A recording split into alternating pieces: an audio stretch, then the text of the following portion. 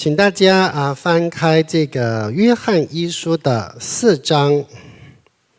Mari kita buka Alkitab kita di Perjanjian Baru 1 Yohanes pasal 4. 那我们来看约翰一书的4章10节、11节和19节。Di ayat yang ke-10, 11 dan 19. 那约翰一书4章10节，不是我们爱神，乃是神爱我们，差他的儿子为我们的罪做了挽回祭，这就是爱了。 Ayat 10, inilah kasih itu, bukan kita yang telah mengasihi Allah, tetapi Allah yang telah mengasihi kita dan yang telah mengutus anaknya sebagai pendamaian bagi dosa-dosa kita. 亲爱的弟兄啊，神既是这样爱我们，我们也当彼此相爱。 Saudara-saudaraku yang kekasih, jikalau Allah sedemikian mengasihi kita, maka haruslah kita juga saling mengasihi. 我们爱，因为神先爱我们。 Kita mengasihi karena Allah lebih dahulu mengasihi kita. 主内摩爱的弟兄姊妹们， Saudara-saudari yang terkasih, 当我们听到侍奉这个词的时候， kalau kita mendengar kata melayani, 我们的第一反应是什么呢？ apa reaksi pertama kita? 侍奉是一项任务， Apakah melayani itu sebuah tugas? 侍奉是教会侍奉表上不得不完成的工作。 Atau apakah pelayanan itu sesuatu yang tercantum di jadwal pelayanan gereja yang harus kita kerjakan dan selesaikan? 或者侍奉是一种属灵的负担。 Ataukah pelayanan merupakan satu beban rohani? 那很多的时候，我们侍奉中感到枯竭， Seringkali kita dalam pelayanan bisa merasakan kelelahan 我们抱怨， atau kita mengeluh, 甚至觉得再也没有以前服侍的那种喜乐了。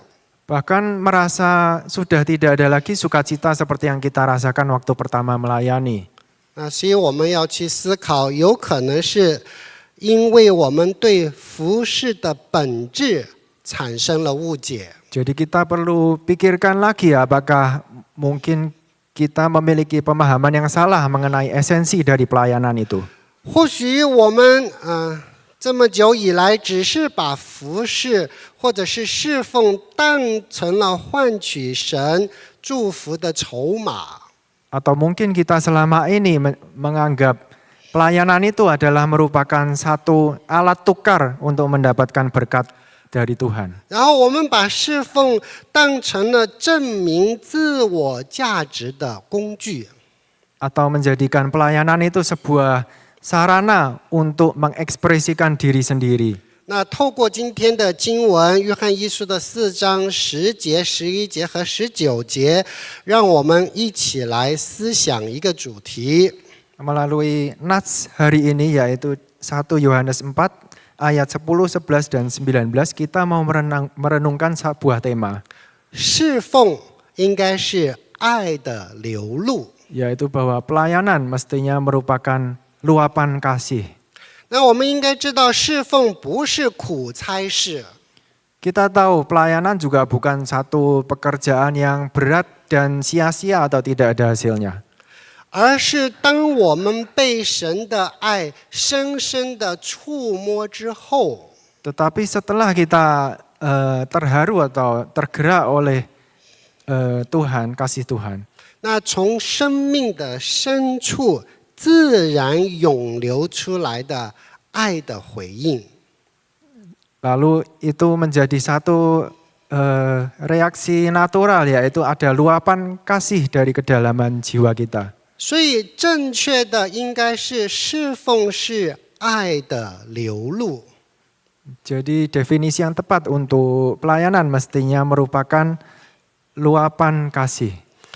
我们从第一个方面来看，侍奉不是换取神喜悦的方式，而是爱的表达。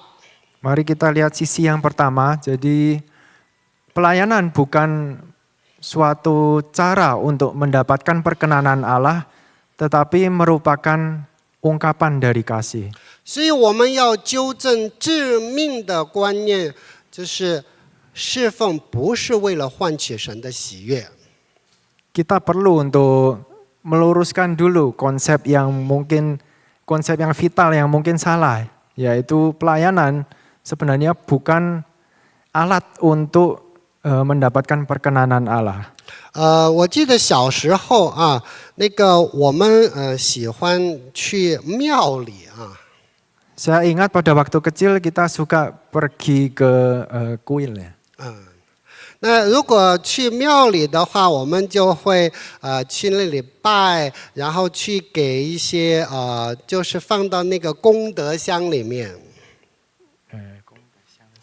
就是有一点相当于奉献的东西。 Lalu kita di sana di kuil itu akan pai-pai terus memberikan sesuatu di sana.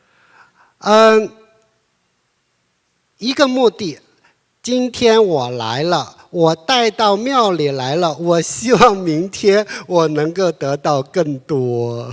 Dengan satu tujuan, yaitu hari ini saya sudah datang ke kuil dan saya harap besok akan bisa mendapatkan yang lebih banyak. 那为什么会这样啊？因为我小时候还没有信主。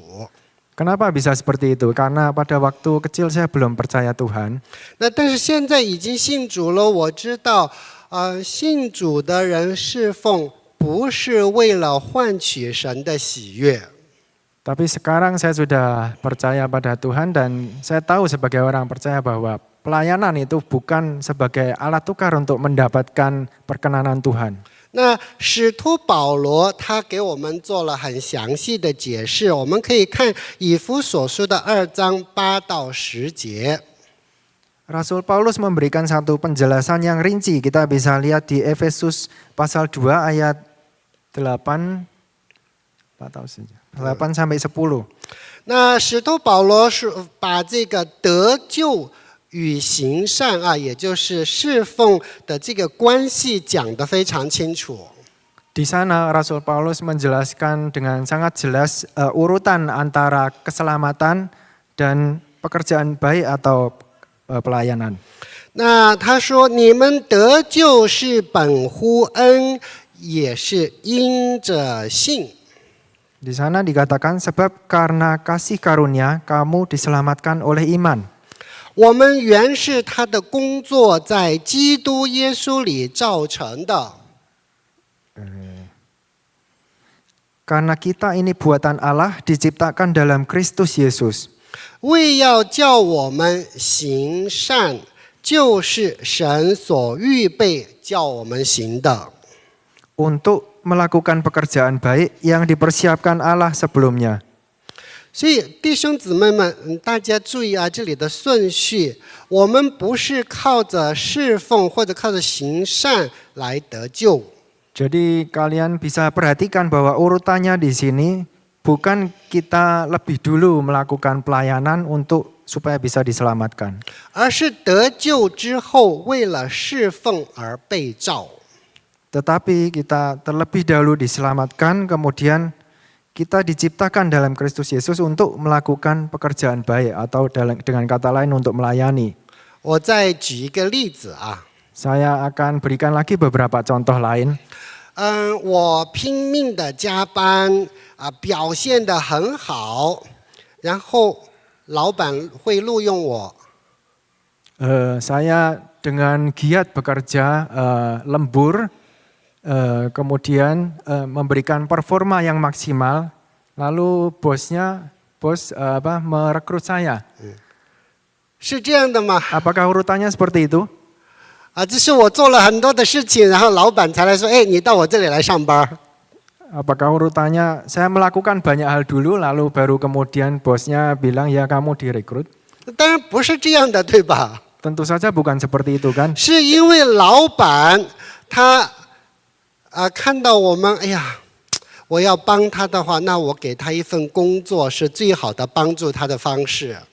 Tetapi sebaliknya, bos lebih dulu melihat kita dan saya mau menolong kamu dan 所以 memberikan 因着 pekerjaan ini. 老板他的这个恩慈，所以他把我招进去了。 Jadi oleh karena kemurahan sang bos mengundang pekerja untuk masuk bekerja.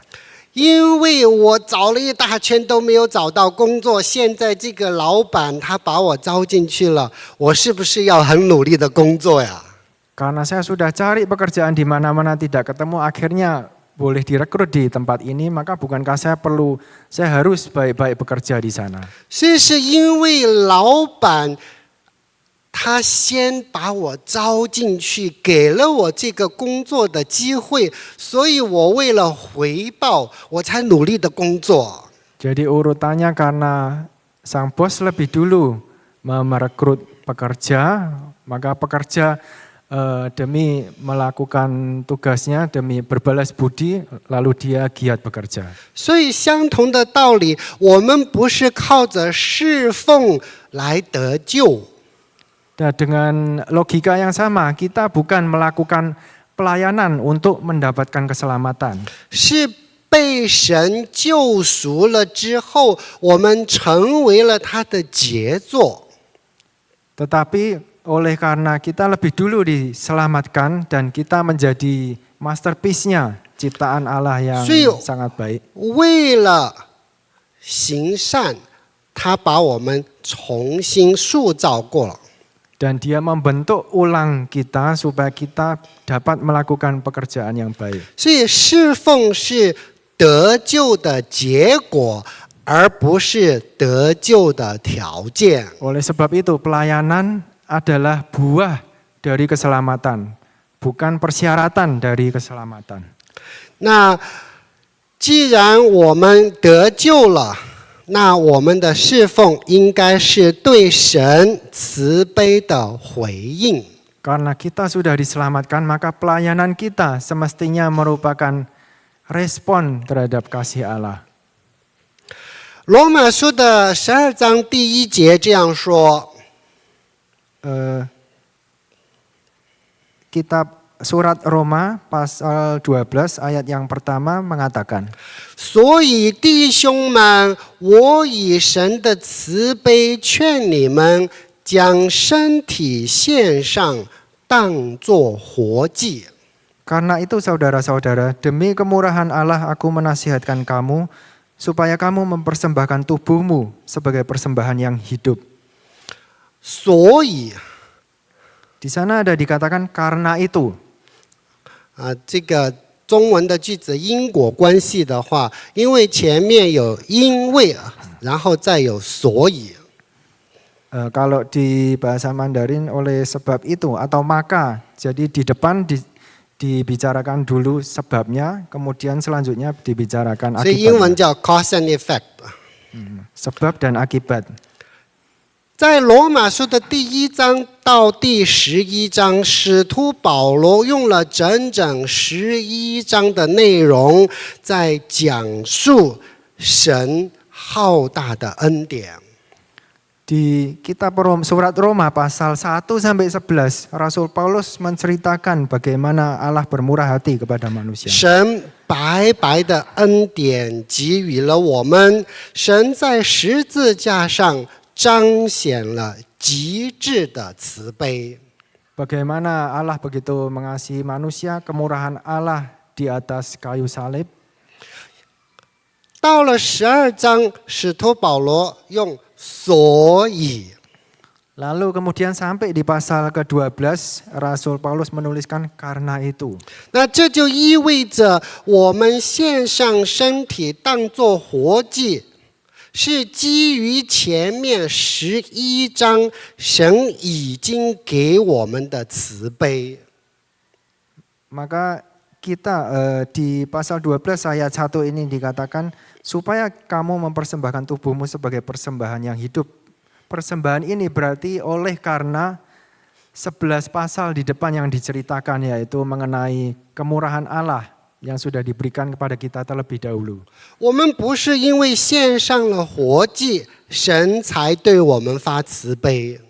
Bukannya kita lebih dulu memberikan persembahan yang hidup, baru kemudian Tuhan menyatakan kemurahannya, 而是因为神已经对我们大发慈悲，所以我们甘心乐意地献上自己。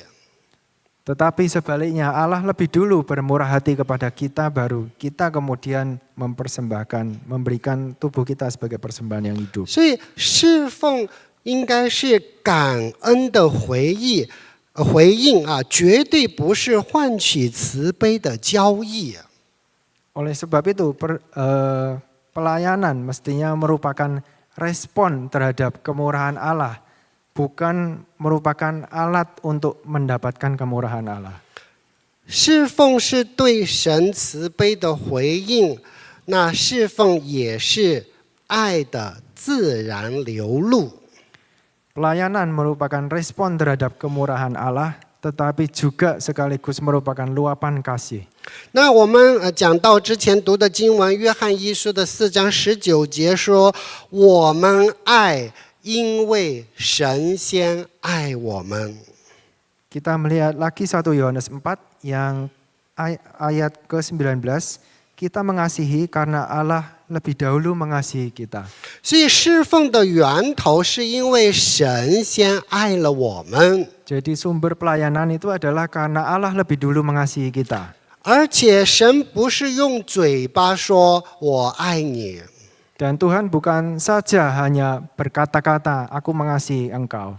他是以具体的行动来爱我们。 Tetapi ia mengasihi kita dengan satu tindakan yang nyata. 他差遣独生爱子耶稣基督在十字架上为我们舍命。 Dia mengutus anaknya yang tunggal, Yesus Kristus, supaya berkorban bagi kita di atas kayu salib. 所以我们看到上帝对我们的爱，是上帝他自己付出了昂贵的代价。 Jadi kita melihat kasih Allah itu dinyatakan dengan satu pengorbanan yang begitu besar. 那我们常常说要信耶稣啊，信耶稣是白白得来的救恩。 Kita sering berkata, ayo percaya pada Tuhan Yesus. Percaya pada Tuhan Yesus itu adalah anugerah yang gratis bagi kita.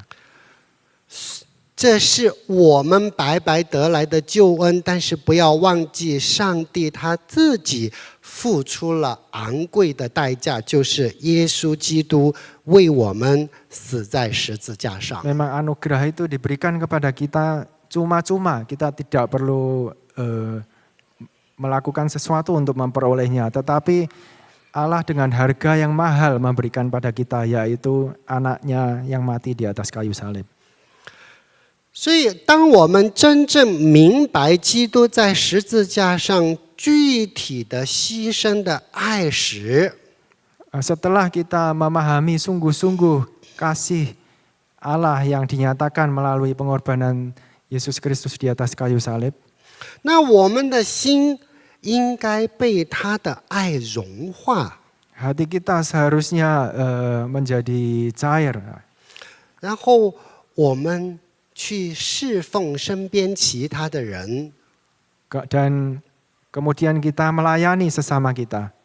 所以这一份爱，它是自然的流露。 Kasih ini mestinya meluap dengan sendirinya. 那我们看在幻灯片上有2个杯子啊， Kita lihat di slide ada 2 cangkir. 那一个杯子如果它里面装满了水，水自然的就会溢出来。 Yang satu karena penuh dengan air, akhirnya air itu meluap sendiri keluar. 那如果这个杯子是空的，要用力去挤出来，那个叫压榨。 Tapi kalau cangkir itu, piala itu kosong, lalu harus diperas. 那会让人感到痛苦和枯竭。 Itu akan bisa menyebabkan orang merasa menderita dan kelelahan. 今天的话，有很多的基督徒侍奉很痛苦。Hari ini ada banyak orang Kristen yang melayani merasa menderita. 是因为他们里面没有先被神的爱充满。 Itu karena mereka tidak lebih dulu dirinya dipenuhi dengan kasih Allah. 所以他们的侍奉是在努力的压榨自己去侍奉。 Tapi pelayanan mereka dengan cara terus-menerus memeras diri mereka sendiri. 你想想，一个自己都没有得到爱的人，又如何去爱身边的人呢？ Bisa dibayangkan bagaimana seseorang belum menerima kasih tapi kemudian harus mengasihi sesama. 那侍奉是爱的流露，一个被神拯救的人应该要去服侍，这个是命令。 Pelayanan merupakan luapan dari kasih. Seseorang yang sudah diselamatkan oleh Allah mestinya melayani. Ini adalah sebuah perintah. 那这个命令是主耶稣教导我们的。 Perintah ini merupakan yang diberikan Tuhan Yesus kepada kita. 主耶稣教导我们说：“你们若爱我，就必遵守我的命令。” Tuhan Yesus pernah berkata, "Jikalau kamu mengasihi aku, kamu akan menuruti segala perintahku." 那我们来注意看啊，主耶稣他是把侍奉的生活和爱直接画上了等号。 Kita perhatikan di sini berarti bahwa Tuhan Yesus di sini memberikan tanda sama dengan di antara kasih dan pelayanan. 那他没有说你们如果怕我，就必须遵守我的命令。 Dia tidaklah berkata, "Jikalau kamu takut kepadaku, kamu akan menuruti segala perintahku." 他说：“你们如果想从我这里得到好处，你们就遵守我的命令。” Atau dia juga tidak berkata, "Jikalau kamu ingin mendapatkan satu manfaat dari diriku, kamu akan menuruti segala perintahku." 所以他没有这样说，对吧？ Dia tidak mengatakan seperti ini 他 kan? 说是你们若爱我，就遵守我的命令。 Tapi gimana? Apa yang dia katakan yaitu, "Jikalau kamu mengasihi aku, kamu akan menuruti segala perintahku." 那一个爱神的人，是因为他先被神爱了。 Seorang yang bisa mengasihi Tuhan adalah dia terlebih dahulu sudah dikasihi oleh Tuhan. 所以侍奉是我们对基督之爱的最高的表达。 Jadi pelayanan itu adalah merupakan ungkapan ekspresi tertinggi dari kasih kita kepada Allah. 所以我们知道侍奉是爱的流露，侍奉是因为我们被神所爱，现在我们要回应。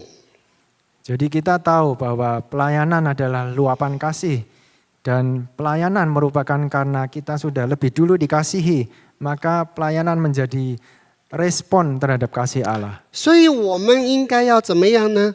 致力于参与到这个服事当中。 Maka kita juga harus giat melayani. 那我们现在想问问题啊， Sekarang selanjutnya kita mau merenungkan pertanyaan berikut ini. 这一份爱是只能停留在我们心里作为感动吗？ Apakah kasih itu kemudian hanya berhenti di dalam diri kita, hanya sebagai perasaan terharu saja? 哇，走到哪里说哇，我被主爱了。 Kita hanya berkata, saya sudah begitu dikasihi oleh Allah.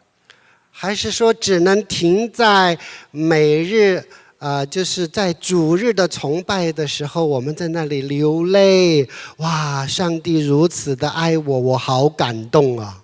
Ataukah kasih itu hanya berhenti sampai pada kita setiap minggu datang beribadah dan menangis dan sangat terharu oleh karena kasih Allah? 我相信不是这样的，对吧？ Saya percaya bukan hanya seperti ini. 真正的爱必须落实在具体的行动当中。 Kasih yang sejati mestinya meluap menjadi satu perwujudan, terwujud di dalam tindakan. 所以我们要致力于参与到侍奉当中。 Oleh sebab itu kita perlu aktif melayani. 那我们要用爱心去互相的服侍。 Dan kita perlu untuk saling melayani dengan hati yang mengasihi. 使徒保罗告诉我们说：“弟兄们，你们蒙召是要得自由。” Rasul Paulus pernah mengatakan bahwa saudara-saudara, kamu telah dipanggil untuk merdeka. 总要用爱心互相服侍。 Layanilah seorang akan yang lain oleh kasih. 那基督已经释放了我们， Kristus sudah membebaskan kita. 那不是为了让我们去放纵自己， Itu bukanlah untuk kita pakai sebagai kesempatan untuk hidup dalam dosa, 而是给了我们服侍或者侍奉的自由。 tetapi untuk memberikan bagi kita kebebasan untuk melayani. 那在这里强调的就是互相的服侍。 Di sini yang ditekankan yaitu saling melayani. 侍奉不仅仅是站在这个讲台上讲道，或者翻译，或者唱诗，或者伴唱。 Pelayanan bukanlah terbatas hanya di atas altar ini berkhotbah ataupun menerjemahkan atau memimpin pujian atau BV. 那我们每一天的生活都是在侍奉。 Tetapi di dalam kehidupan kita sehari-hari itu pun merupakan pelayanan. 我们的侍奉应该是去关心我们身边的邻舍。 Pelayanan kita mestinya dengan cara peduli kepada sesama. 那我们身边的弟兄姊妹啊，他们有什么样的就是需要我们去服侍的地方？ Saudara-saudari seiman kita butuh pelayanan apa dari diri kita. 所以，当我们用爱心去帮助一个软弱的肢体， Pada saat kita menolong anggota tubuh Kristus yang lain yang dalam kondisi lemah, 当我们耐心的倾听一个伤心肢体的倾诉， ataupun pada saat kita mendengarkan keluh kesah seorang saudara-saudari seiman yang dalam kesulitan, 当我们用我们的资源去供给一个缺乏的家庭， ataupun pada saat kita menolong keluarga yang sedang dalam kesusahan dengan cara kita memakai sumber daya yang kita miliki. 那我们就是在侍奉。 Itulah saat-saat ketika kita melayani. 所以，爱必须要化作彼此侍奉的实际行动。 Jadi kasih itu harus diwujud nyatakan di dalam pelayanan kepada sesama seperti itu. 不要每天挂在嘴上说我爱你， Jangan hanya berkata-kata di mulut saya mengasihi kamu, 但是没有吃的，没有穿的， tapi yang tidak ada makanan, tidak ada pakaian, 然后你今天晚上有没有地方住，关我什么事情？ dan yang tidak punya tempat tinggal, kita berkata urusan apa dengan saya. 所以我们说那个是响的锣啊，没有作用的。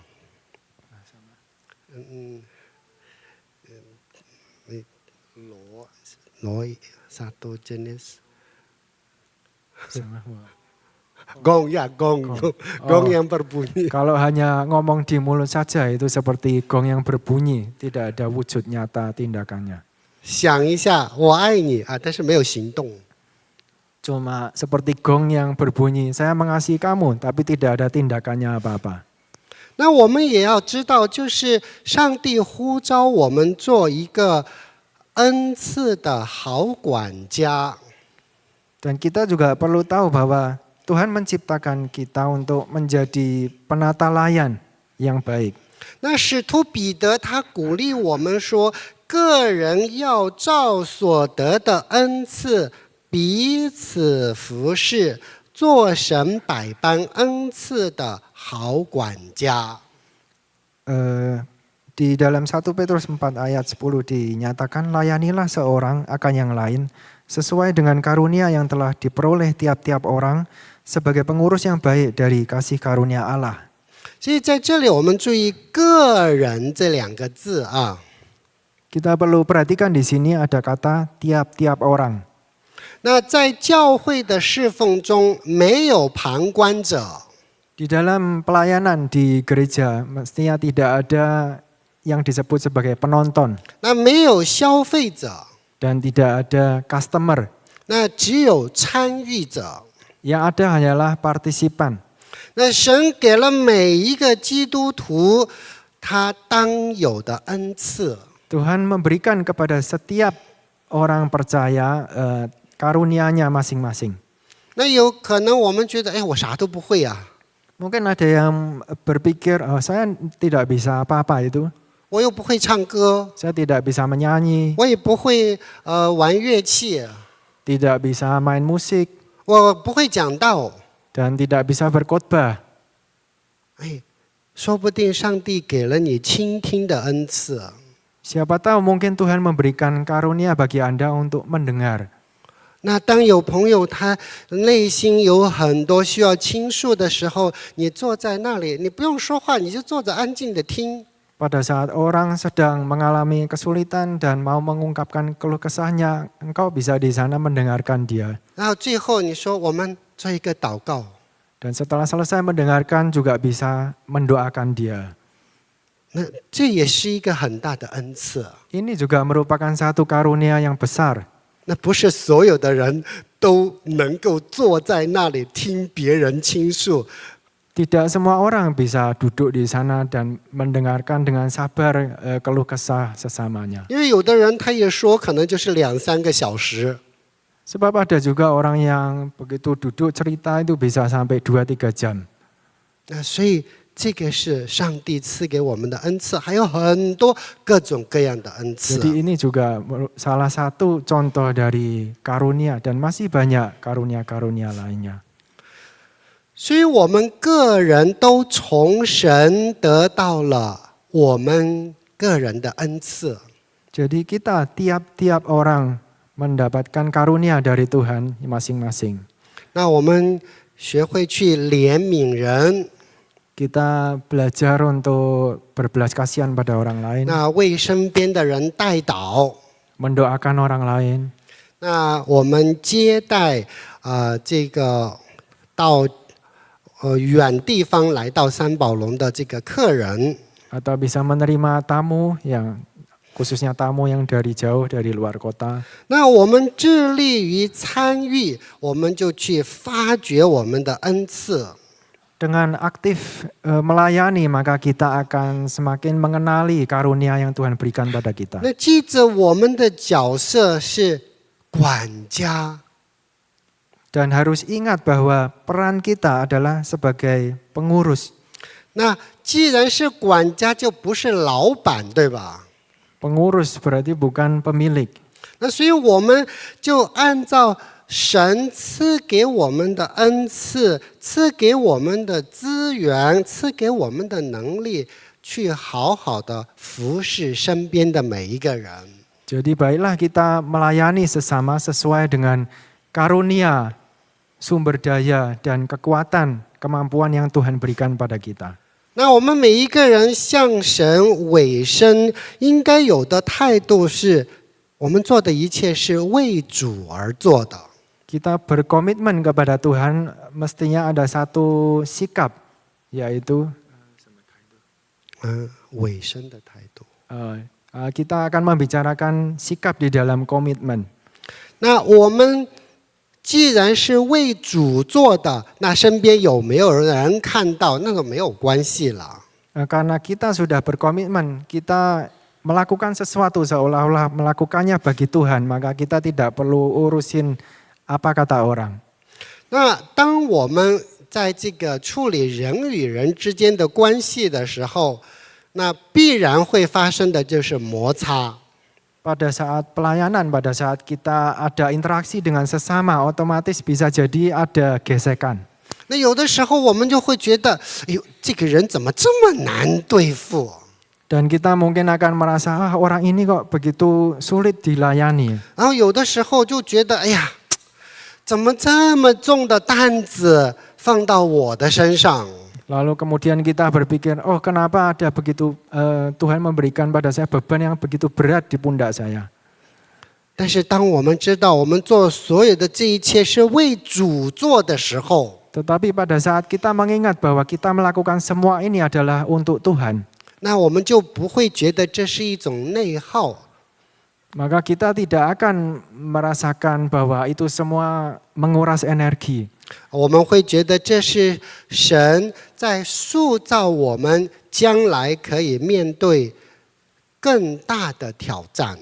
Tetapi kita bisa melihatnya melihat tantangan ini sebagai proses pembentukan dari Tuhan supaya ke depan kita bisa menghadapi hal yang lebih besar lagi. 所以使徒保罗告诉我们说，无论做什么都要从心里做，像是给主做的，不是给人做的。你们所侍奉的乃是主基督。 Rasul Paulus pernah mengatakan apapun juga yang kamu perbuat, perbuatlah dengan segenap hatimu seperti untuk Tuhan dan bukan untuk manusia. 那希望这个成为治愈每一个在侍奉当中觉得满身伤痛的人。 Semoga ini bisa menjadi satu peringatan bagi orang yang kalau melayani merasakan penderitaan. 那这个可以治愈你侍奉内耗， Dan bisa menyembuhkan energi yang terkuras di dalam Anda melayani. 所以当我们觉得弟兄姊妹不可爱的时候，不值得我们去服侍的时候， Pada saat kita menghadapi atau merasa ada orang yang sulit dihadapi atau tidak layak kita layani, 那我们要仰望基督。 maka kita harus memandang kepada Kristus. 那我们的侍奉是对主做的， Pelayanan kita adalah untuk Tuhan. 也许是每一次倒垃圾， Mungkin tiap kali kita menuang atau membuang sampah 或者是参加每一次的排练， atau mengikuti latihan 那参加一次探访， atau mengikuti satu visitasi 那或者是在门口做接待。 atau menjadi penyambut tamu atau usher di depan RKU. 那我们做所有的一切，都应该有属天的喜乐和尊严在当中。 Tidak peduli apapun yang kita lakukan atau pelayanan apapun yang kita lakukan, kiranya kita boleh memiliki sukacita ilahi. 有时候我们侍奉久了，我们就觉得，怎么好像没有什么效果呢？ Ada kalanya kita sudah lama melayani, tapi kemudian kita merasa kok pelayanan saya tidak ada hasilnya apa-apa ya. 使徒保罗告诉我们说，要竭力多做主工。 Rasul Paulus mengatakan bahwa kita harus giatlah selalu dalam pekerjaan Tuhan. 那因为在主里所做的劳苦是没有徒然的， Karena segala jerih payah kita di dalam Tuhan itu tidak akan sia-sia. 有可能今天我们没有看到任何的果效， Mungkin hari ini kita belum melihat hasilnya. 那有可能是有一天我们都去到那里了， Mungkin suatu hari ketika kita pulang ke sana, 那我们好像也没有看到什么果效， kita juga mungkin tidak melihat hasil apa-apa. 但并不表示我们的侍奉没有任何的意义。 Tapi itu tidak berarti bahwa pelayanan kita sia-sia. 所以把今天我们讲的总结为两个字啊，一个是动机，一个是行动。 Jadi untuk merangkum khotbah hari ini saya jadikan dua kata yaitu motivasi dan tongji 动机 motivate 什么 dan action？ tindakan. OK， 那我们侍奉是因为神先服侍我们，神先爱了我们，所以作为回应，我们去参与到侍奉当中。 Kita melayani karena Tuhan sudah lebih dahulu melayani kita. Tuhan lebih dahulu mengasihi kita. Oleh sebab itu motivasi dari pelayanan adalah karena kasih kepada Tuhan. Respon kasih kepada Tuhan. 那我们要有实际的行动。 Dan kita juga harus memiliki tindakan yang nyata. 那我们想一想，哎，是不是有兄弟姊妹很久我们没有打电话了？我们打个电话问一问。 Kita mungkin bisa mengingat kembali kalau ada saudara-saudari yang sudah lama tidak kontak, mungkin kita bisa kontak 或 kembali. 者有生病的肢体，我们可以去探访他。 Atau ada anggota tubuh Kristus lain yang sedang sakit, kita bisa visitasi. 或者主动的去参与到教会当中的一个服侍的岗位。 Atau kita bisa mencari pelayanan apa yang ada di gereja untuk kita. 或者是去一个非基督徒的邻舍那里去，给他一份小礼物，分享基督的爱。 Atau kita bisa berbagi kasih Kristus dengan cara mungkin pergi kepada tetangga kita yang mungkin bukan orang Kristen, membagikan pada dia sesuatu pemberian. 让我们的侍奉是爱的流露，而不是压榨自己。 Kiranya pelayanan kita merupakan luapan kasih, bukannya memeras diri sendiri.